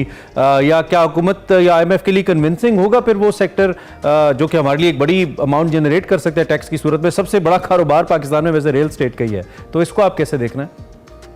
देखिए, पाकिस्तान में या तो हम अनप्रोडक्टिव सेक्टर्स में पाकिस्तान के लोगों को उस ओपीएम पे रख सकते हैं कि वो रियल एस्टेट में, डॉलर्स में और गोल्ड में इन्वेस्ट करते रहे, जिससे कोई पैदावार नहीं होती और वो सिर्फ एक पाकिस्तान में एक तबके को तकवीयत देता चला जाता है। या हम ये कह सकते हैं कि मैं डिसइंसेंटिवाइज करूंगा ये तीनों एरियाज। डॉलराइजेशन को किया है, गोल्ड खुद ही, गोल्ड में भी बहुत काम होने वाला है। पाकिस्तान में इतना गोल्ड बिकता है, इंपोर्ट एक रत्ती भर भी गोल्ड फॉर्मली नहीं होता, तो उसको भी ठीक करने की जरूरत। और तीसरी चीज ये है कि आप रियल एस्टेट में अभी जाइए, बोरी में पैसे भरिए, किसी सोसाइटी में जाके प्लॉट खरीद लीजिए, आप वही पैसे भरिए, बैंक में जाइए, आप बैंक अकाउंट खोलने में आपको डिफिकल्टी आएगी। वो आपसे आपका ऐसा शजरा नसब पूछेंगे कि आप भी कहेंगे कि यार डॉक्टर साहब को फोन करता हूँ कि डॉक्टर साहब आप किसी बैंक मैनेजर को जानते हैं कि मुझे आसानी हो जाए। I am really giving you this example. So हमने डिसइंसेंटिवाइज किया हुआ है कि हम फॉर्मल चैनल्स में, स्टॉक मार्केट में, फंड्स में, बैंक्स में, सेविंग्स में, इनमें जो और प्रोडक्टिव कामों में कि जूती बना के बेचूं, नीडल बना के बेचूं, गाड़ी की बत्ती बना के बेचूं, दुनिया में बेचूं। सो आसान कर दिया है हमने अनप्रोडक्टिव, नॉन ट्रेडेबल, जिससे कोई ट्रेड नहीं हम कर सकते दुनिया में, और मुश्किल कर दिया है प्रोडक्टिव, ये कि पैदावारी सलाहियत बेहतर करते हैं और ट्रेड करते हैं, ट्रेडेबल सेक्टर दुनिया में। ये बिल्कुल इसको ना मतलब हमें 180 डिग्रीज चेंज करना पड़ेगा। रियल एस्टेट में आप काम करना चाहते हैं, जरूर कीजिए। स्पेक्यूलेशन बुरी चीज नहीं है Imran, but speculation in real estate is a bad thing. Speculate आप ये करें कि इमरान ने एक नया वेंचर कायम किया है, या क्या एक्सप्रेस एक नया चैनल आया है, is it going to do well और not going to do well, that is fine, but you speculate in the wrong things. तो हम इन्वेस्ट भी रॉन्ग करवा रहे हैं, स्पेक्यूलेट भी रॉन्ग करा रहे हैं। ये है पॉलिसी गाइडेंस जो आपने देनी है। रियल एस्टेट को हेविली टैक्स करें। हेविली टैक्स से क्या मतलब है? आपने 1 करोड़ का प्लॉट लिया, 2 करोड़ का बेचा, 1 करोड़ रुपया कमाया, जो उस साल का मेरा मार्जिनल टैक्स रेट है, अगर मैं 15, 20, 25, 30% पे हूं, उस पर मुझे टैक्स करें, चलें आप ये काम कर लें अगर आपने करना ही है, but it has to be disincentivized. वैसे भी ऊपर जाना चाहिए, इसलिए कि जमीन हमारी खा रहे हैं हम एग्रीकल्चर की, बिकॉज हम हॉरिजॉन्टली ग्रो कर रहे हैं। ये है पाकिस्तान का बात, हम इस पर करते नहीं है, but this is very important. Doctor साहब, थैंक यू वेरी मच। बड़े आसान लफ्जों में आप मामलात को समझाते हैं, बहुत ही अच्छा लगता है। थैंक यू वेरी मच, आपने ज्वाइन किया और हमें वक्त दिया। डॉक्टर हकार नजीब को आप सुन रहे थे। टैक्सेशन कितनी इंपॉर्टेंट है, किन सेक्टर्स पे इंपॉर्टेंट है, किस प्रोपोर्शन से इंपॉर्टेंट है, बिल्कुल मुख्तसर वक्त में हमने आता करने की कोशिश की। हम एक ब्रेक लेते हैं, ब्रेक के बाद अब गजा की बात करते हैं। यहाँ पे क़यामत सुगरा के मनाजिर हैं, हर तरफ आग ही आग है। हर जो गुजरता लम्हा है इसमें फ़लस्तीनी कत्ल हो रहे हैं, और मैंने पिछले प्रोग्राम में भी जिक्र किया था कि जो इसराइली फोर्सेस हैं वो पनाह गुज़ीन कैंप्स पर हमले कर रही हैं। जबालिया कैंप को 2 बार, इनफेक्ट 3 बार निशाना बना चुकी हैं, बाज नहीं आ रहे। 11,000 से ज़ायद इस वक्त जो फ़लस्तीनी, निहत्ते फ़लस्तीनी हैं वो शहीद हो चुके हैं। जो सियानी अफवाज हैं उन्होंने अस्पतालों पर बमबारी की है, और उन्हीं अस्पतालों में जिनकी हम बात कर रहे हैं, ईंधन न होने की वजह से इस वक्त सर्विसेज गैर फ़ाल हो चुकी हैं। Al-Shifa is one of the biggest hospitals. यहाँ पर ऑक्सीजन की अदम दस्तयाबी के बायस 2 बच्चे ज़िंदगी की बाजी हार गए हैं, शहीद हो गए हैं। सियोनी फोर्सेस ने भूख और प्यास को अपना हथियार बना लिया है। अब ऐसा लगता है जो वक्त गुजर रहा है, पानी के टैंकर्स को निशाना बनाया जा रहा है। उधर हफ्ते के रोज़ जो OIC का एक बड़ा इंपॉर्टेंट इजलास था, इसमें अरब लीग और OIC का मुश्तरका इनफेक्ट इजलास था, और यह हंगामी इजलास था। इसमें जो फ़लस्तीन के इसराइल के ख़िलाफ़ मज़ालिम हैं उनकी सख्त मजम्मत की गई। इजलास में सऊदी वली अहद मौजूद थे, मोहम्मद बिन सलमान, ईरानी सदर इब्राहिम रईसी थे, फ़लस्तीन के सदर महमूद अब्बास थे, अमीर कतर थे, और पाकिस्तान के अबूरी वज़ीर आज़म, निगरान वज़ीर आज़म अनवारुल्लाह काकड़ साहब मौजूद थे। जो गज़ा की संगीन सूरत हाल है इस पर रोशनी डाली गई। इसके अलावा फ़लस्तीन के सदर महमूद अब्बास ने यह कहा कि जो हज़ारों बच्चों के कत्ल पर अफसोदा नहीं है इस वक्त, या आलमी बरादरी को अगर उसका एहसास नहीं हो रहा तो फिर किस चीज़ का एहसास होगा। उन्होंने कहा जी कि इस वक्त दुनिया को, ये दुनिया की बेहिसी है जो सामने आ रही है। जो सऊदी वली अहद है मोहम्मद बिन सलमान, उन्होंने कहा कि इसराइल ने जो किया उसे भुगतना होगा। ईरानी सदर इब्राहिम रईसी ने भी खिताब किया और उन्होंने कहा जी कि इसराइल गज़ा पर इतनी बमबारी कर चुका है कि ये 7 एटम बम गिराने के मुतरादिफ है। तुर्क सदर ने भी अपने जज्बात का इजहार किया। उन्होंने कहा कि इस पर खामोश नहीं रहेंगे, लेकिन फिल वक्त तो जो सूरत हाल है वो कुछ बहुत मुनासिब नहीं है। अमीर कतर तमीम बिन हमद थानी जो वहाँ पर मौजूद थे, उन्होंने भी खिताब किया। उन्होंने कहा कि कौन तसव्वुर कर सकता है कि 21वीं सदी के अंदर हॉस्पिटल्स पर बम्बारमेंट की जाएगी, वहाँ पर बमबारी की जाएगी, लेकिन ये किया जा रहा है। इस सारी सूरत हाल पर बात करना बहुत इंपॉर्टेंट है। सबसे पहले हम OIC को ही डिस्कस करना चाहेंगे, इस फोरम के मुअस्सर होने पे बात करना चाहेंगे। डॉक्टर जमील अहमद खान साहब साबिक सिफारतकार हैं, हमारे साथ मौजूद हैं, मिडल ईस्ट के मामलात को बड़ा बेहतर तरीके से समझते हैं, उनकी एक्सपर्ट ओपिनियन प्रोग्राम का हिस्सा बनाते हैं। डॉक्टर साहब, thank you very much for joining. I believe जितनी बातें मैंने की हैं आपके इल्म में हैं, जो सूरत हाल है। सबसे पहले तो हमने OIC के फोरम के मुअस्सर होने के ऊपर बहुत बात की आपके साथ मुख्तलिफ शोज़ के अंदर और दीगर एक्सपर्ट्स के साथ भी। कोई बहुत ज़्यादा मौजू किरदार आज तक अदा कर नहीं पाया है OIC का फोरम, चाहे वो हम पैलेस्टाइन का जिक्र करें, चाहे वो हम कश्मीर का जिक्र करें या मुसलमानों के साथ होने वाली किसी भी ज़्यादती का जिक्र करें, ब्लास्फेमी का जिक्र करें। लेकिन इस वक्त चाहे अलामती ही सही, लेकिन एक बहुत बड़ा इत्तेहाद देखने में आ रहा है और यक ज़बान एक आवाज़ आई है उम्मत मुस्लिमा से। कोई इम्पैक्ट करेगी इस सारी सूरत हाल को, ये जो स्टेटमेंट आई है आपके ख्याल में? जी हाँ, ये आवाज़ भी यक ज़बान आई है और इसके साथ साथ रोशनी भी बहुत डाली गई है फ़लस्तीन के जो मौजूदा हालात आपने बताए अपने इंट्रो में, और साथ साथ रोशनी डाल डाल के उन गड़े हुए लोगों को, बिलकती इंसानियत को, उस पर भी रोशनी डाली है। वो भूखे प्यासे हथियार के तौर पर भूख और प्यास को इस्तेमाल किया जा रहा है, इस पर भी रोशनी डाली है। और इस पर भी रोशनी डाली है कि आपने खुद बताया कि तकरीबन 11,500 अफराद को शहीद कर दिया गया है, जिसमें से 50% से ज्यादा बच्चे और बूढ़े और उसमें औरतें हैं। तो ये तमाम चीजें रोशनी डाल डाल कर तो रोशन कर दिया, लेकिन इम्प्लीमेंटिंग जो कंपोनेंट है OIC का, OIC के इम्प्लीमेंटिंग कंपोनेंट को क्या किया? OIC में उनके चार्टर का आर्टिकल 18 के तहत OIC के अंदर एक खास डिपार्टमेंट बनाया गया। दुनिया में किसी और मकसद के लिए कोई खास डिपार्टमेंट नहीं बनाया गया है। फलस्तीन और अल-कुद्स और अल-शर्फ के मामले में एक डिपार्टमेंट बना के उसके लिए एक असिस्टेंट सेक्रेटरी जनरल को तैनात किया गया है। उसका काम यह है कि जितने भी सिक्योरिटी काउंसिल रेजोल्यूशन पास होते हैं या OIC के रेजोल्यूशन पास होते हैं, उसकी पैरवी करे, उस पर अमलदारी के लिए OIC को सजेस्ट तजावीज डॉक्यूमेंट्स दे और इंटरनेशनल क्रिमिनल कोर्ट के लिए मवाद इकट्ठा करे। चले, उस डिपार्टमेंट की भी नहीं सुनी गई। फिर OIC के अपने आर्टिकल 1 में फलस्तीन को एक काज बना के पेश किया गया है। आर्टिकल 1 के 8वें जुज में बहुत क्लियर लिखा हुआ है, और इसी OIC में आर्टिकल 9 के तहत OIC के चार्टर के उसमें एक्स्ट्राऑर्डिनरी सेशन बुलाया जाता है। 2019 में भी जब मुसलमानों के सीनों पर मूंग दली गई, जिस वक्त मुसलमानों का किबला अव्वल के नजदीक उन्होंने लाके अपना दारुल खिलाफा शिफ्ट कर लिया तल अवीव से यरूशलेम में, और उसके साथ साथ 6 दूसरे ममालिक ने दारुल खिलाफा शिफ्ट कर लिए, जो कि ऐन नफी करता है सिक्योरिटी काउंसिल के रेजोल्यूशन की। उस वक्त इसी किस्म का बहुत बुलंदो बाला इजलास बुलाया गया और उस इजलास में रेजोल्यूशन पास किए गए। उसमें कहा गया कि हमने ऑब्जेक्टिव और प्रिंसिपल्स जो हैं OIC के, उस पर हम अमलदारी करवाएंगे, फलस्तीन के काज को जो है हम आगे बढ़ाएंगे। उसके अलावा इजराइल से कब्जा छुड़वाएंगे 242 सिक्योरिटी काउंसिल रेजोल्यूशन के तहत, और इजराइल की जो सेटलमेंट है 2334 रेजोल्यूशन सिक्योरिटी काउंसिल का, उसके तहत सेटलमेंट को हम खत्म करवाएंगे। 0/0 उस वक्त से लेके अभी तक कुछ नहीं हो सका। और फिर क्या हुआ? अब 11 नवंबर को वही बातें अक्सर रिपीट हुई। और साथ साथ डॉक्टर साहब, कर सकते हैं, करते नहीं हैं, करना चाहते नहीं है, या कर ही नहीं सकते? इतने प्रेशर में है हमारे हुक्मरान, 57 ममालिक में से बेशतर इतने ज्यादा डरे और सहमे हुए हैं। उनकी दिलचस्पियां मगरिब के साथ हैं कि जो उनकी अपनी आवाम की जो दिल की धड़कनें हैं, उनको वो समझना नहीं चाहते या महसूस करना नहीं चाहते, या वो मैटर नहीं करते हैं। देखिए, मैं कोई और चीज सजेस्ट नहीं कर रहा हूँ, ना ही मैं ये सजेस्ट कर रहा हूँ जो कि अमेरिका ने और 60 दूसरे ममालिक ने हमारे पास मुजाहिदीन भेज के और अफगानिस्तान में लड़वा दिया और यारो मददगार छोड़ के चले गए, जो कि हिलरी क्लिंटन भी कहती है। मैं उसकी बात नहीं कर रहा हूँ, मैं बात कर रहा हूँ कि जो इंटरनेशनल कानून के मुताबिक जब अलजायर ने और जब लेबनान ने और चंद ममालिक ने जब ये सजेस्ट किया कि भाई आप इनका बाइकाट तो कर दो, 57 ममालिक के सरबराहान, उसकी मुखालफत आ गई। 4 ममालिक ने उसकी अंदर से जो लीक हुई है बात, और उस पे कहते हैं कि नहीं, इसकी बाइकाट नहीं कर सकते, चलिए नहीं करते।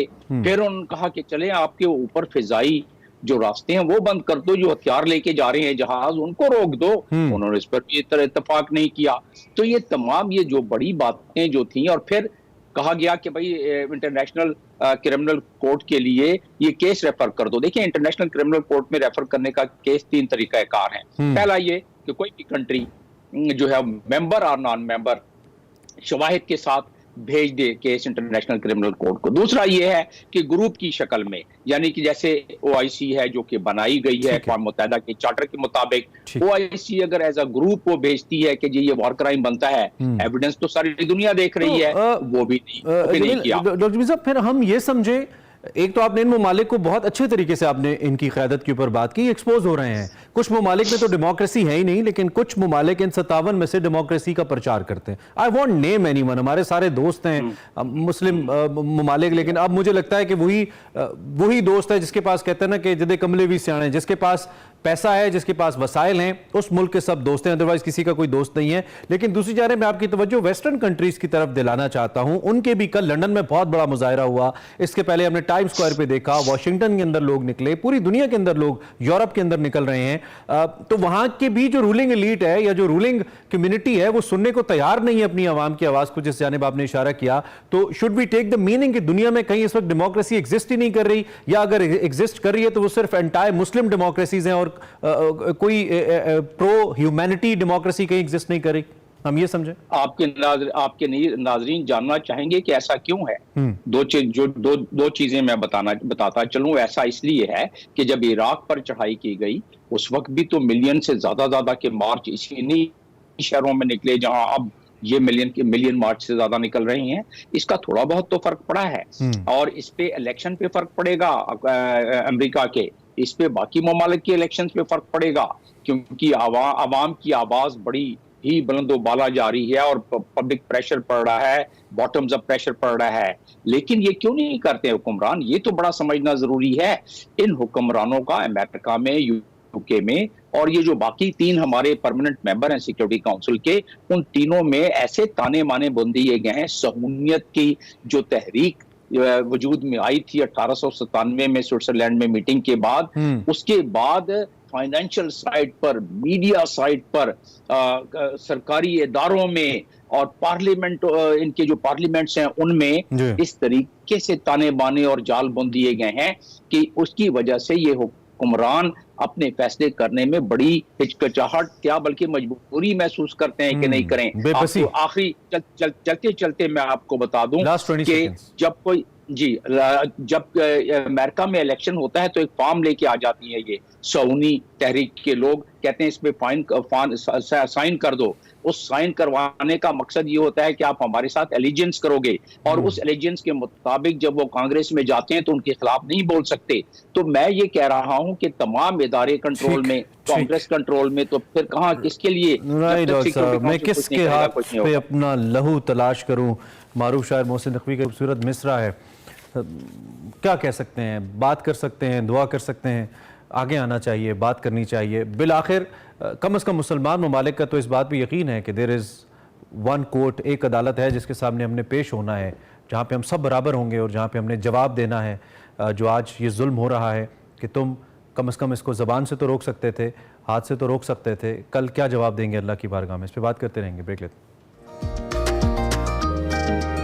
Welcome back to Expresso. Programme का आखिरी हिस्सा है और हमने एक्सप्रेसो टैलेंट से आपको मिलवाने की बात की थी। हमारा टैलेंट थोड़ा सा लेट हो गया, लेकिन हमने कहा भी कमिट किया तो मिलवाएंगे तो सही। भाई हम आज आपकी मुलाकात एक ऐसी खातून से, एक ऐसी शख्सियत से, एक ऐसी ट्रांसजेंडर पर्सनैलिटी से करवा रहे हैं जिन्होंने बेहतरीन कारनामा सर अंजाम दिया है। पंजाब पुलिस कोई ना कोई ऐसे इक़दाम करती रहती है, ख़ासतौर पर जो मौजूदा IG इनकी लीडरशिप में अच्छी अच्छी खबरें आती रहती हैं। वो खुद भी बड़े पेशेंट नज़र आते हैं।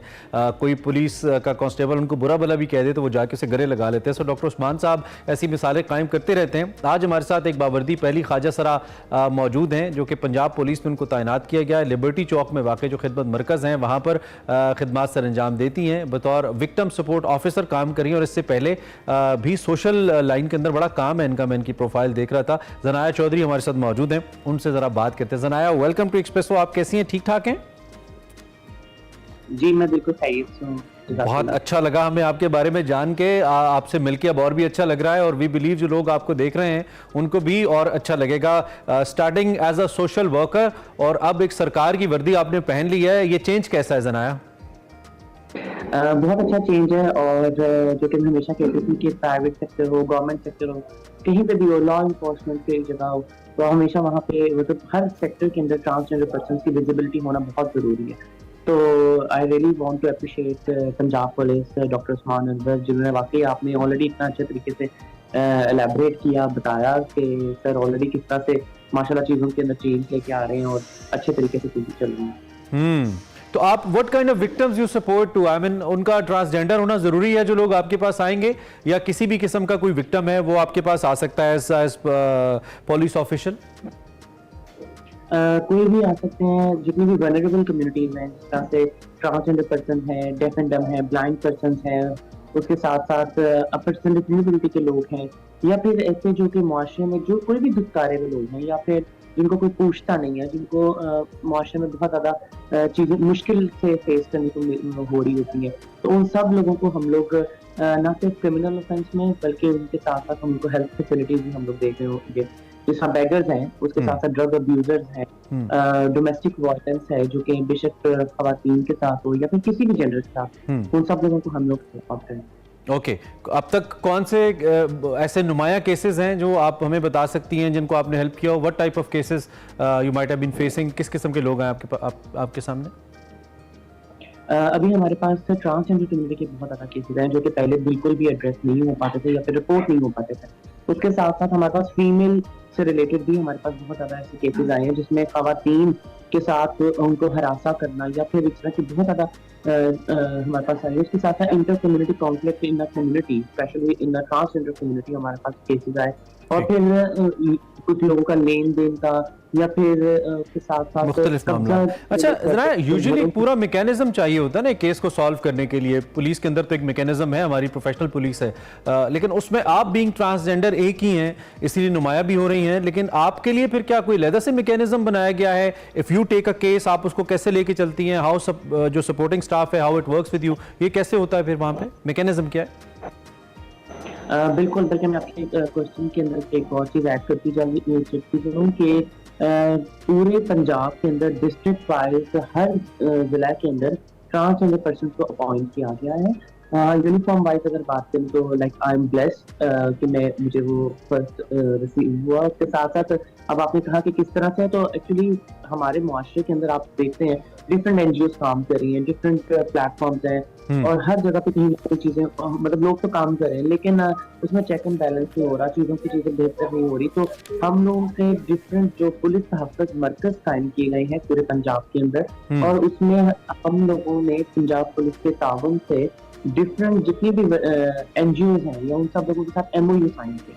और MOU साइन करने का मतलब ये है कि हम लोग उनको फैसिलिटेट करते हैं लोगों को, बेशक वो शेल्टर होम हो, चाइल्ड प्रोटेक्शन से रिलेटेड हो, हेल्थ फैसिलिटी से रिलेटेड हो, या फिर किसी भी किस्म का कोई भी क्रिमिनल ऑफेंस हो, उसमें लॉ से रिलेटेड हम लोग अगर कोई केस आ जाता है और उसको हमारे पास अगर विक्टिम कहता है कि उनके पास कोई लॉयर नहीं है तो हम उनको लॉयर भी प्रोवाइड करते हैं। ठीक है, आपका जो यूनिफॉर्म है इसका रंग बाकी पुलिस से मुख्तलिफ है, जो बाकी पुलिस ऑफिसर्स हम या पुलिस ऑफिशियल्स हम देखते हैं, इसकी क्या वजह है? और क्या आने वाले वक्त में कोई ऐसा प्लान पंजाब पुलिस के पास मौजूद है कि आप जैसे जो दीगर वर्कर्स हैं या दीगर जो सोशल इन्फ्लुएंसर्स हैं उनको मिलाकर एक फोर्स कायम कर दी जाए जो कि मुख्तलिफ जगहों पर काम करे? क्या ऐसा कोई आइडिया है? अच्छा, इस चीज़ के ऊपर तो मैं अभी कुछ इतनी बात नहीं कर सकती, कमेंट। वैसे होना चाहिए, इस पर तो आप बात कर सकती है, क्या ऐसा होना चाहिए? होना तो चाहिए, क्यों नहीं होना चाहिए, जरूर। और क्योंकि आपका यूनिफॉर्म वाइज अगर हम बात करें तो आप देख सकते हैं कि हमारे पास सेफ सिटी है, डॉल्फिन है, पंजाब पुलिस से रिलेटेड और भी मतलब डिफरेंट जो हमारे पास डिपार्टमेंट है। तो इस टाइम पे पंजाब की तरफ से जो उनसे पंजाब पुलिस की तरफ से जो उनका पुलिस तहफ़्फ़ुज़ मरकज़ जो कायम किए, उसको विजिबल करने के लिए कि हमारे यहाँ जितनी जो है उसको इसलिए जो तो यूनिफॉर्म का चेंज है। ठीक है, ठीक है। आखिर में आपसे एक मुश्किल सवाल कर सकता हूं मैं, अब वो सवाल ये है कि जब आप सिर्फ सोशल मीडिया सोशल वर्कर के तौर पे काम करी थी, आप सरकारी महकमों में बड़ा तनकीद भी करती थी, मैंने आपकी कुछ पोस्ट देखी हैं, अब खुद सरकारी महकमे में आ गई हैं, वो तनकीद जस्टिफाइड थी? आपको लगता है नहीं इनके पास तो वसाइल नहीं है, बेचारे क्या करें, वो तनकीद गलत थी?